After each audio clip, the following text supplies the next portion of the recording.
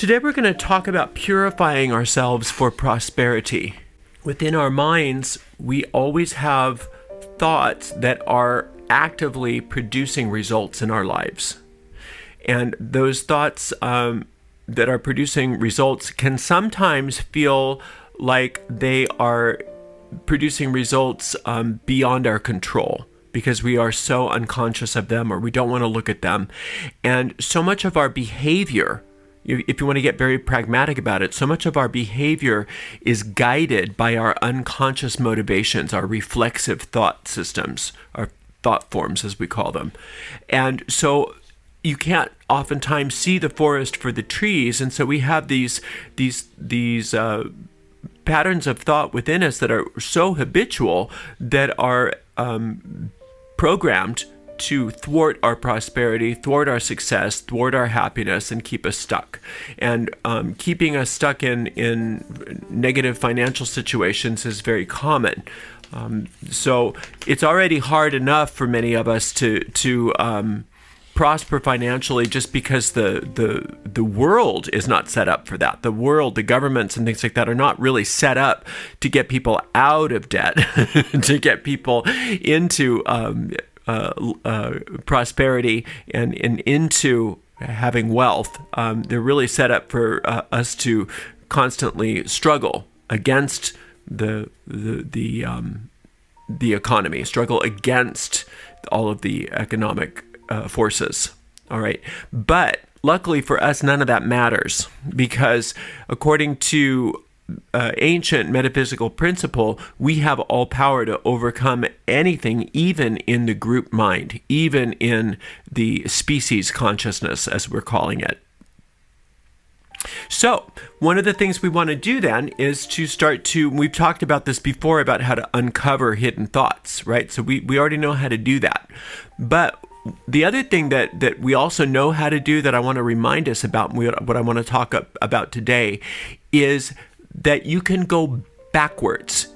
You can do things in the world. You can act as if in the world in order to change a thought form. And sometimes that's even more powerful than changing the thought. So one of the things that you can do right now is clean up your life. Clean up your life. Put things in order. A lot of times people want prosperity, but they don't want to look at their finances. They want prosperity, but they are unwilling to go through the paperwork and, go through and do the filing and see how bad it is or how good it is. And it's funny, because when I work with people sometimes and they're freaking out about money, and I say, well, do you know what your financial picture is? I mean, can you go in and just really organize all your paperwork and give yourself a bottom line as to what's going in and what's going out, and what you do need, so that when you do magic, it's going to be easy for you to say, well, actually, I need to increase my income by blah blah blah blah blah in order for me to have what I want. And oftentimes that's the last thing that they're willing to do, because they're so afraid. They're so paralyzed by fear about looking at the truth, because they know it's going to be much worse than they thought it was. Well, 9 times out of 10, it's actually a lot better than they thought it was going to be. And even on that 1% of the time when it's as bad or worse than they thought it was going to be, it's better knowing it, because then we can do magic. If you don't know what you're casting a spell for, then how can your spell be effective? How is that even possible? How is it even possible to do a money spell that's effective if you don't have any clue as to what your financial situation is? I just want $1 million. It's just like, well, but that doesn't mean anything to your deep mind. Your deep mind doesn't understand, I just want $1 million. Why? What's the purpose of that? Where's that coming from? What is that addressing? How do we need that? Why is that important for us? Well, you don't know. So it's just an arbitrary figure, and there's not going to be $1 million coming to you from that spell, because your mind is in disarray. So the first thing we have to do is put our finances in order, even if it's ugly, even if it's like, oh God, I owe, $80,000 in credit card debt. I owe $40,000 in back taxes. Blah, blah, blah, blah, blah, blah, blah, blah, blah, blah, blah. This is good to know. right? Once you know this, those figures can go right into your spell work, right? Those figures can then be broken down into manageable goals, and you can do spell after spell after spell to get that taken care of. And it can happen quite rapidly. Sometimes so rapidly people are freaked at how easy it was. But they can't get anything going until they know what's going on first, until they know where they're starting from. You can't clean out a room unless you turn on the light. Right? You can't clean out a room unless you open the closets, unless you open the drawers, right? And so the first thing to clean up is your finances. That doesn't necessarily mean that by cleaning up your finances that the act of doing that in and of itself is going to necessarily draw money, although oftentimes it does. That alone is the catalyst for bringing money in. But it can be the basis for some extremely meaningful and powerful magic that actually has results that work in benefiting you financially. All right. And then, so once that's done, then you also have to go into cleaning out your drawers, cleaning out your cabinets, cleaning out your closets, cleaning out your garage, cleaning up everything. You want to find as a goal, you want to have a goal that there is no disarray for at least for a moment in your life where you can say, whoa, I cleaned everything out. I've cleaned everything up. Everything's in order, right? Now, if you knew that cleaning out everything and putting everything in order was going to profit you, wouldn't you do it? If you knew that you were going to actually be making a wage for doing that, like say a decent wage, let's say that you were going to make whatever your hourly wage is, say you were going to make that again or even double that by working on cleaning out the things that are a mess in your life, wouldn't you do it? Well, it's true.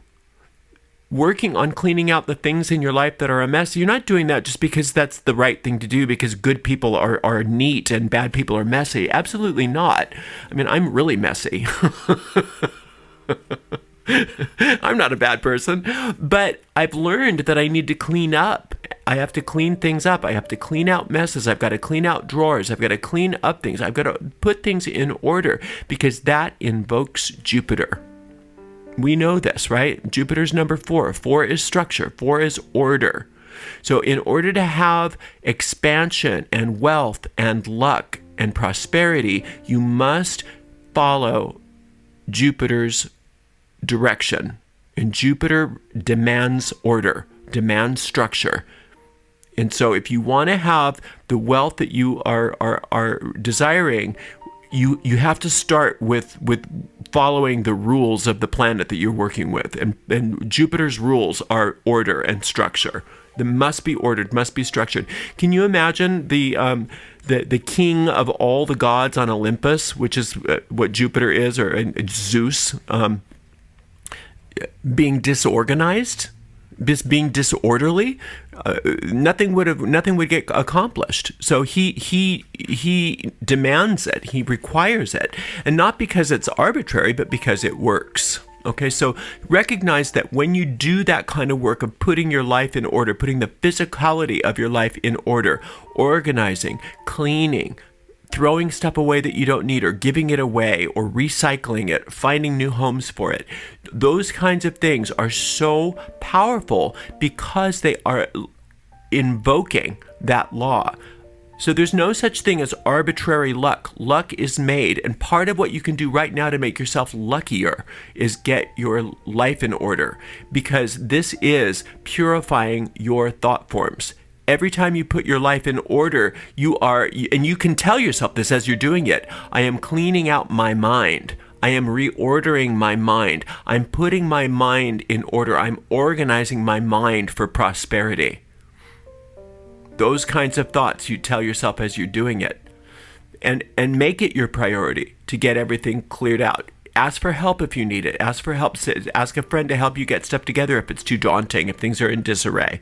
Okay, but make it your priority, because then you can, with a very clear conscience, say, I have done my part.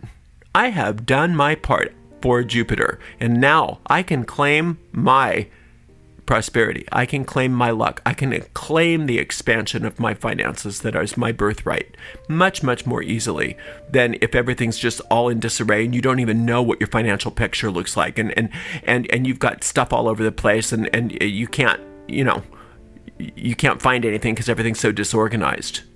Okay? That's poverty behavior. That's poverty thinking. I know it's true that there are some very successful business people who are messy, but they're not as messy as you think they are. That's an illusion. It's maybe an organized mess, and they also have people keeping them together. There's no such thing as prosperity in a mess. All right, well, this has been great. Thank you so much for joining me today, and I cannot wait until the next time we are working together. And until that time, blessed be.